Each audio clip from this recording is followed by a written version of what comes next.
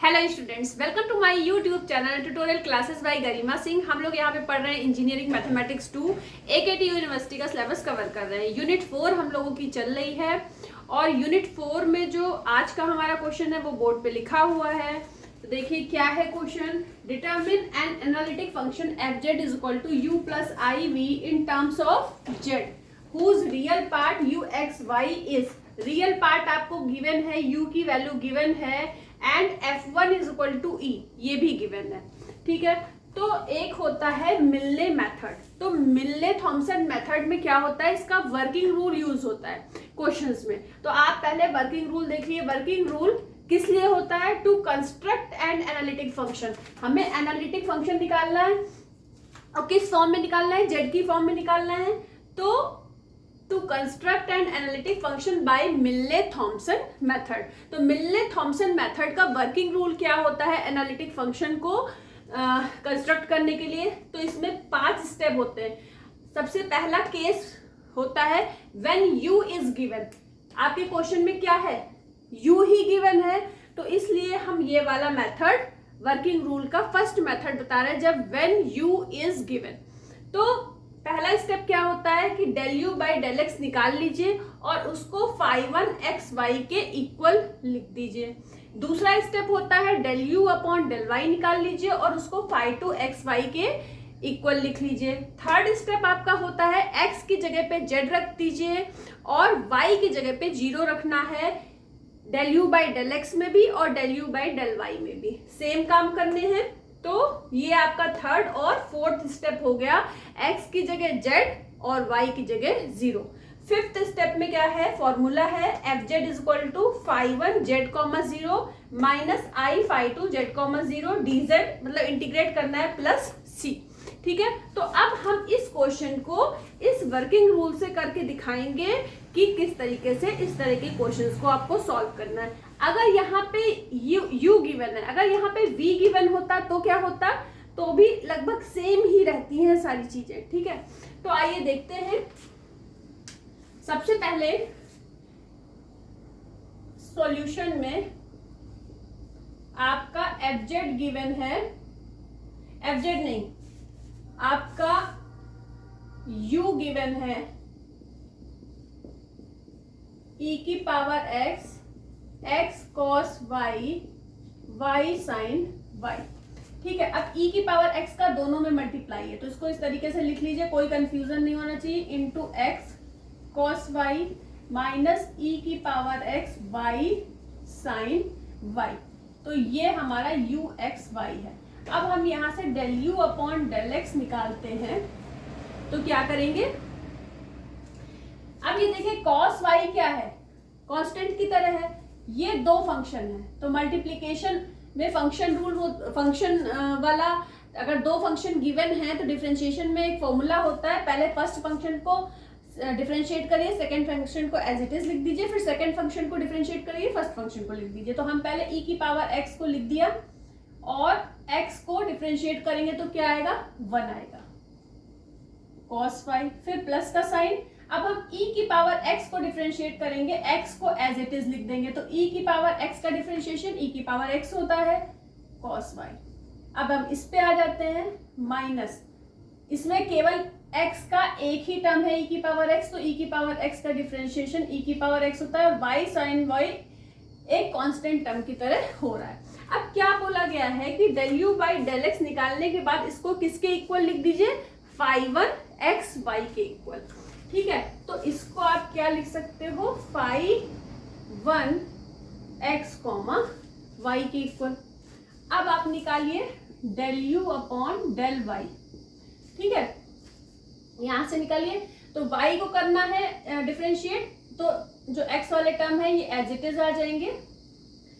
cos y का क्या होगा? Minus sine y। फिर अब इसमें देखिए y को करना है पहले e की पावर x। अब एक बार पहले y को कर लेते हैं, इसमें भी ये दो फंक्शन है तो y को करा तो यहाँ पे 1 आ जाएगा, साइन y बचेगा। उसके बाद फिर से माइनस का साइन, क्योंकि माइनस दोनों में ही टर्म्स में आएगा। और इसके बाद हम करते हैं साइन वाई को, तो साइन वाई का डिफरेंशिएशन क्या होता है? कॉस वाई, इसको हम लिख देते हैं phi two X comma Y.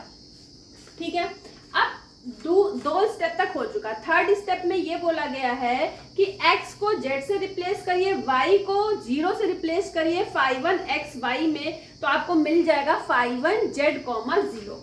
अब फाई 1 z कॉमा 0 के लिए क्या करना है, इस वाले में हमें क्या करना है, फाई 1 एक्स वाई वाले में कि x की जगह z पुट करना है। तो e की power z cos 0 plus z e की power z cos 0 minus e की पावर z 0 sin 0। तो फाई 1 z 0 क्या आपको मिलेगा, cos 0 की वैल्यू 1 होती है e की पावर z, फिर cos 0 की 1 होती है तो z e की पावर z। इसके बाद फिर साइन, ये देखिए 0 साइन 0, ये पूरा 0 हो जाएगा मल्टीप्लाई होने, केवल इतना बचा। अब फाई 2 z कॉमा 0 कैसे निकलेगा, अब स्टेप 4 में है कि जो फाई 2 एक्स वाई है इसमें भी आपको क्या करना है,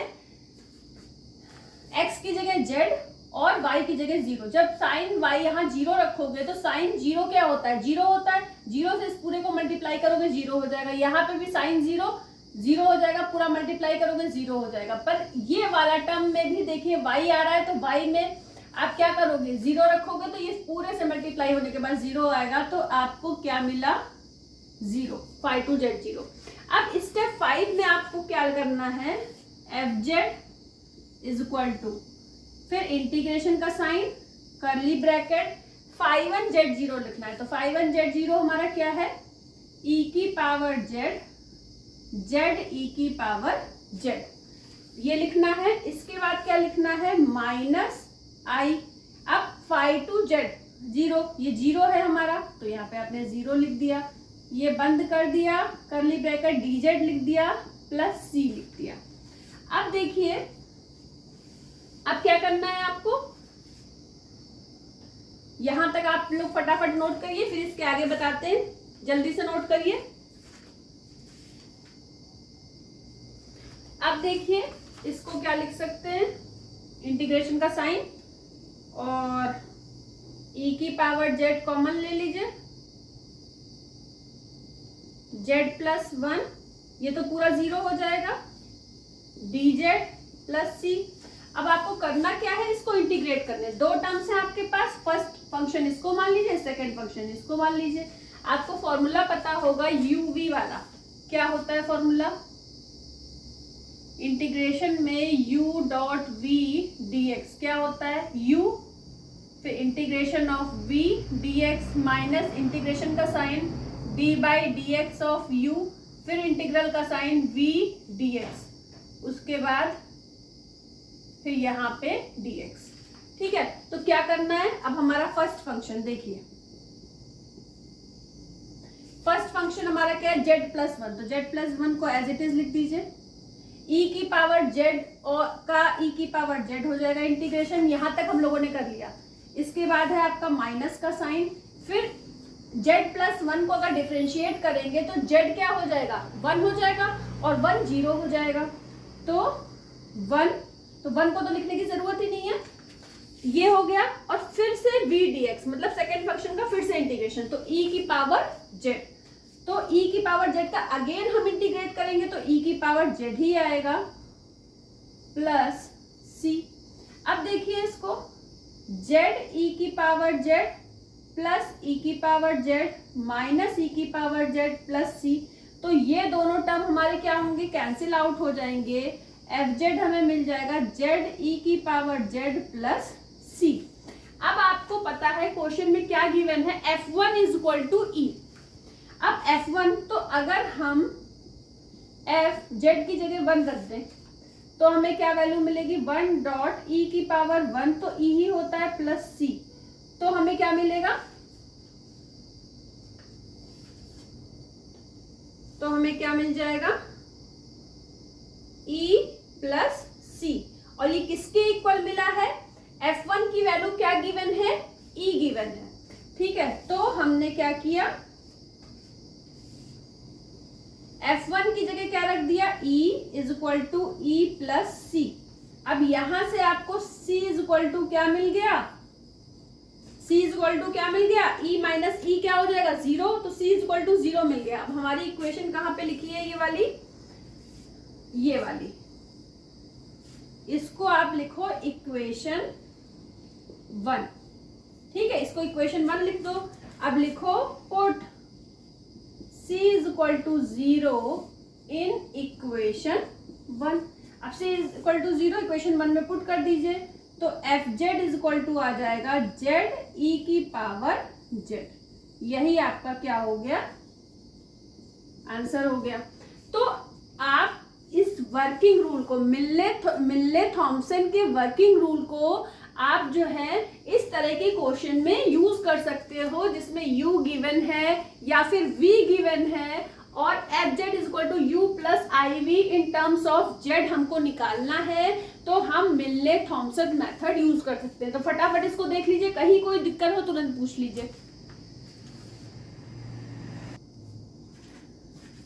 अब बस जहां पे आपने ये मिल्ले थॉम्सन मेथड में अगर आपको v गिवन होगा, vxy गिवन होगा, तो जो हम लोगों ने यहाँ लिखा है phi1xy, तो यहाँ पे आप psi1xy, साई का सिंबल क्या होता है, इसको आप क्या लिख लोगे, psi1x, y, ये कर सकते हो, इसको लिख सकते हो psi2, ये psi1 x, y, बाकी सारी चीजें वही रहेंगी। जहां जहां पे phi1 है वहां psi1 कर दीजिए और जहां जहां पे phi2 है वहां psi2 हो जाएगा।